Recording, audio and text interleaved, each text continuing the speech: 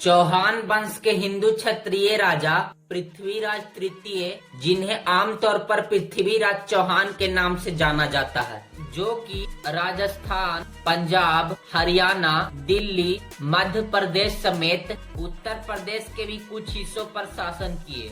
वर्तमान समय में पृथ्वीराज चौहान के जीवन एवं शासन काल की समस्त जानकारियां मध्ययुगीन पौराणिक ग्रंथों से मिलता है, जिसमें हमीर महाकाव्य, पृथ्वीराज विजय, आईने अकबरी, पृथ्वीराज रासो समेत कई मुस्लिम खाते, हिंदू ग्रंथ और जैन लेख इत्यादि शामिल हैं। पृथ्वीराज चौहान का जन्म 1166 ईस्वी को गुजरात में राजा सोमेश्वर चौहान एवं रानी कर्पूरा देवी के घर हुआ था।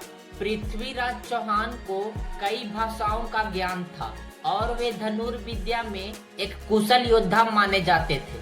पिता सोमेश्वर चौहान की मृत्यु हो जाने के कारण केवल 11 वर्ष की उम्र में पृथ्वीराज चौहान अपनी माता कर्पूरा देवी एवं कुछ अन्य विश्वासी मंत्रियों की देखरेख में अजमेर की राजगद्दी पर विराजमान हुए। उन्होंने अपने जीवन में कई निर्णायक युद्ध लड़े और अधिकांश युद्धों में विजय प्राप्त किया।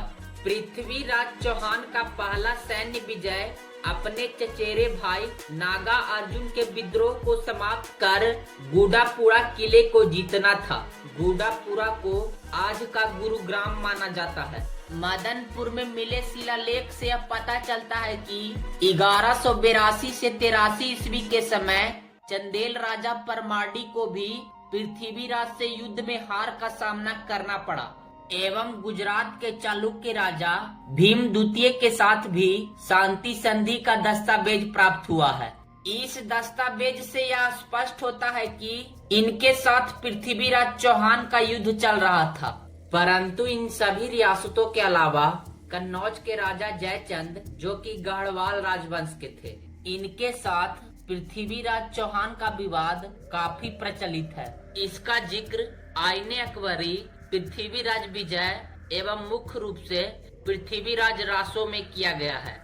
इन ग्रंथों के मुताबिक जयचंद सभी राजाओं पर अपना प्रभाव स्थापित करने के लिए राजसू यज्ञ करना चाहते थे, जिसके लिए उसने सभी राजाओं को आमंत्रण भेजा, परंतु पृथ्वीराज चौहान ने इसे स्वीकार नहीं किया, क्योंकि राजसू यज्ञ के आमंत्रण को स्वीकार करने का मतलब था कि जयचंद को सभी राजाओं का राजा मानकर उसे चक्रवर्ती राजा घोषित करना, जिसके बाद पृथ्वीराज चौहान एवं जयचंद के बीच दुश्मनी की एक छोटी लकीर खिंच गई, जो कि आगे चलकर और बड़ी होने वाली थी, क्योंकि राजा जयचंद की पुत्री संयोगिता पृथ्वीराज के बहादुरी के किस्सों से काफी प्रभावित थी तथा पृथ्वीराज के तस्वीर देखकर उन्हें प्रेम करने लगी। दूसरी तरफ पृथ्वीराज चौहान भी संयोगिता की तस्वीर देख उन्हें मन ही मन चाहने लगे, जिसे आजकल ब्लाइंड लव के नाम से जाना जाता है। इसी बीच राजा जयचंद ने अपनी बेटी संयोगिता का स्वयंवर करने की घोषणा कर दी, परंतु इस स्वयंवर में पृथ्वीराज चौहान को नहीं बुलाया, जिसका पता चलते ही राजकुमारी संयोगिता ने पत्र लिखकर पृथ्वीराज चौहान से यह कहा कि हम केवल आपसे ही विवाह करना चाहते हैं। स्वयंवर वाले दिन राजा जयचंद ने पृथ्वीराज चौहान का अपमान करने के लिए उनकी प्रतिमा को अपने दरबार के बाहर सैनिक के रूप में खड़ा कर दिया और जब राजकुमारी संयोगिता दरबार में आई तब उन्होंने सभी राजाओं को छोड़कर अपना वर पृथ्वीराज चौहान को मानकर उनकी प्रतिमा को वरमाला पहना दिया। तभी वहां पृथ्वीराज चौहान अपने सैनिकों के साथ आकर राजा जयचंद के सामने भरे दरबार में राजकुमारी संयोगिता को यह कहकर लेकर चले गए कि राजकुमारी ने वर के रूप में मुझे चुना है, इस अधिकार से मैं इन्हें लेकर जा रहा हूँ। जिससे जयचंद काफी क्रोधित हुआ और अपने हुए इस अपमान का पृथ्वीराज से बदला लेने के फिराक में था। एक ओर जब भारत के अधिकांश राजा एक दूसरे से लड़ रहे थे, तभी दूसरी तरफ कई विदेशी आक्रमणकारी भारत पर हमला करने के फिराक में थे। इन आक्रमणकारियों में से एक अफगानिस्तान के गजनी का शासक मोहम्मद गौरी भी था, जिसने भारत पर पहली बार आक्रमण कर पंजाब के मुल्तान प्रांत पर 1175 ईस्वी में कब्जा कर लिया। फिर 1178 ईस्वी में मोहम्मद गौरी ने गुजरात पर आक्रमण किया, परंतु उस समय वहां के चालुक्य शासक भीम द्वितीय से मोहम्मद गौरी बुरी तरह पराजित हुआ, जिसके कुछ साल बाद मोहम्मद गौरी ने पुनः भारत पर आक्रमण किया, परंतु अब उन इलाकों पर पृथ्वीराज चौहान का शासन था। मोहम्मद गौरी को पृथ्वीराज चौहान से कई बार हार का सामना करना पड़ा। कई इतिहासकारों एवं ग्रंथों के मुताबिक 17 से 18 बार, तो कईयों के मुताबिक 21 से 22 बार पृथ्वीराज चौहान ने मोहम्मद गौरी को हराया और हर बार भारतीय युद्ध के नियम का पालन करते हुए जीवन दान दे दिया। परंतु इन युद्धों में से दो मुख्य युद्ध की चर्चा इतिहासकारों द्वारा काफी अधिक किया गया है।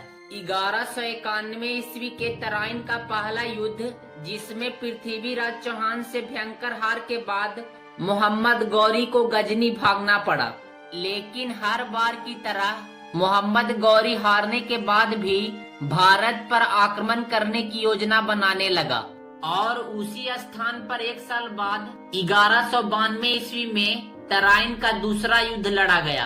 परंतु इस युद्ध में पृथ्वीराज चौहान को मोहम्मद गौरी से हार का सामना करना पड़ा।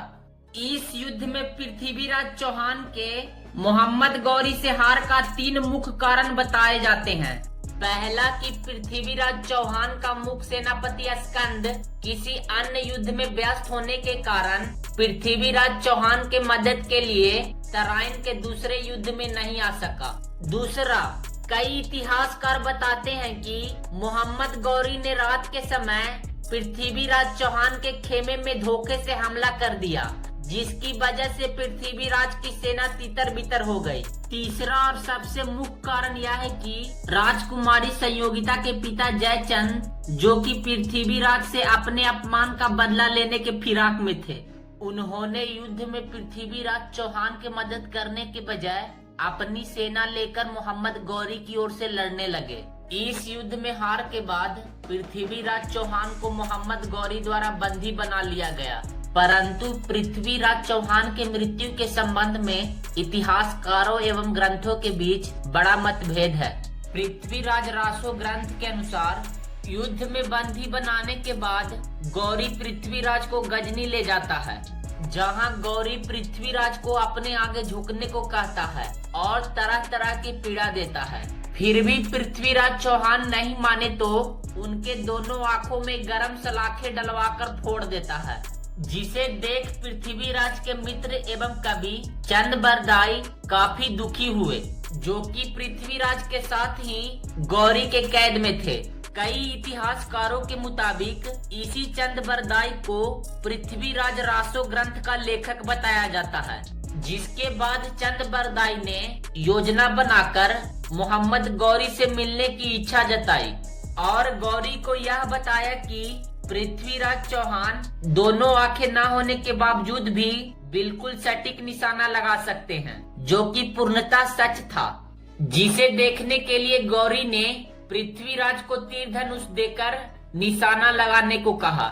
जिसके बाद योजना के मुताबिक चंद बरदाई ने कविता के जरिए गौरी की वास्तविक स्थिति को बता दिया और पृथ्वीराज चौहान तीर चलाकर मोहम्मद गौरी को मार डालते हैं। आइए जानते हैं उस कविता को जिसे चंद बरदाई ने इशारों इशारों में पृथ्वीराज चौहान को बताया। 4 बास 24 गज, अंगुल अष्ट प्रमाण, ता ऊपर सुल्तान है, मत चूके चौहान।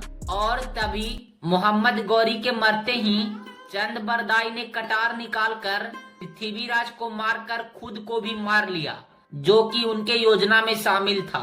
दुश्मनों के हाथों से मरने से बेहतर उन लोगों ने एक दूसरे को मारना पसंद किया। परंतु हमीर महाकाव्य के अनुसार पृथ्वीराज चौहान युद्ध हारने के बाद भोजन का त्याग कर देते हैं जिसकी वजह से उनकी मृत्यु मोहम्मद गौरी के कैद में ही हो जाती है।